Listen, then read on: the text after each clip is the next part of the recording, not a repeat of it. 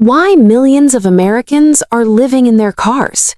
Millions of Americans are currently living in their cars, not because they want to, but because they have no other choice. For the richest country in the world, this is a shocking reality, yet it is true. In some cities, the number of people living in vehicles has increased by 45% over the past 10 years. In California, that number has doubled. I asked Jason, who had previously lived in San Francisco and was now living in his car in New York, why he chose this lifestyle. He replied, "I started sleeping in a converted Nissan NV200 to avoid the high cost of housing in San Francisco."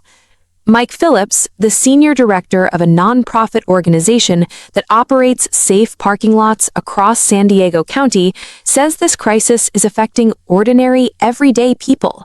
People who become homeless for the first time are often struggling to accept their new reality, and in many cases, all they have left is their car. When I saw the scale of this problem, it truly made me stop and think. This is not only about expensive housing, but also about the rising cost of living in America. In this video, I want to explain why this is happening and how people are trying to escape this situation, including why some are even considering leaving the country altogether. It is a constant struggle, not only for privacy, but simply to live in peace and be left alone. Zernane here, and trust me, you'll want to hear this till the end.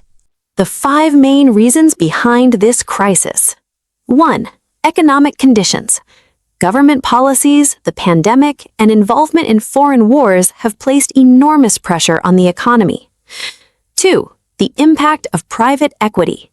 Large investment companies have been buying affordable housing across the country, creating a shortage of nearly 7 million affordable homes.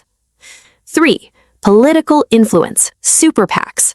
These organizations use massive amounts of money to influence politicians and public policy, making it difficult to pass laws that could help solve the housing and affordability crisis for ordinary Americans. 4. Inflation. The cost of everything has increased, including food, rent, utilities, and basic necessities. 5. Stagnant wages. Since 2020, rent prices have increased by 30 to 50%, while average wages have only risen by 12 to 15%. What is especially shocking is that even having a full-time job no longer guarantees protection from poverty or homelessness. Around 53% of people living in vehicles report having full-time jobs.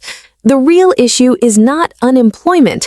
The issue is that incomes are no longer keeping up with the rapidly rising cost of living.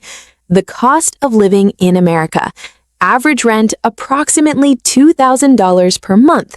Average income less than $5,000 per month. In many cities, a one-bedroom apartment requires 40% or more of a worker's income. Many landlords require tenants to earn 3 times the monthly rent and also pay deposits up front. How people are trying to survive. Level 1, survival mode, living in cars, couch surfing, and extreme budgeting. Level 2, domestic alternatives, moving to cheaper states or cities, sharing housing with roommates, or working remotely. Level 3, sustainable communities, choosing a simpler lifestyle, living in community-based housing, and stepping away from corporate culture in search of better work-life balance. Level 4, moving abroad, relocating to another country where the cost of living is lower and life feels more affordable. Life abroad. Monthly living costs can range from $800 to $2,000, and in some countries, even less.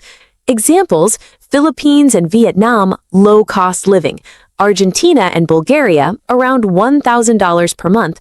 Germany, around $2,000 to $3,000 per month. Thailand, around $1,200 to $1,500 per month. Average expenses in America. Yearly expenses between $66,000 and $140,000. Monthly expenses between $5,000 and $12,000. This is not just a housing crisis. It is a quality of life crisis. People want stability, affordable living, safety, access to healthcare without financial ruin. When people can no longer find these things in their own country, many begin looking elsewhere for a better future. If you're thinking about leaving, if you find yourself thinking, I just need to get out of here, then the next step is not rushing to book a flight.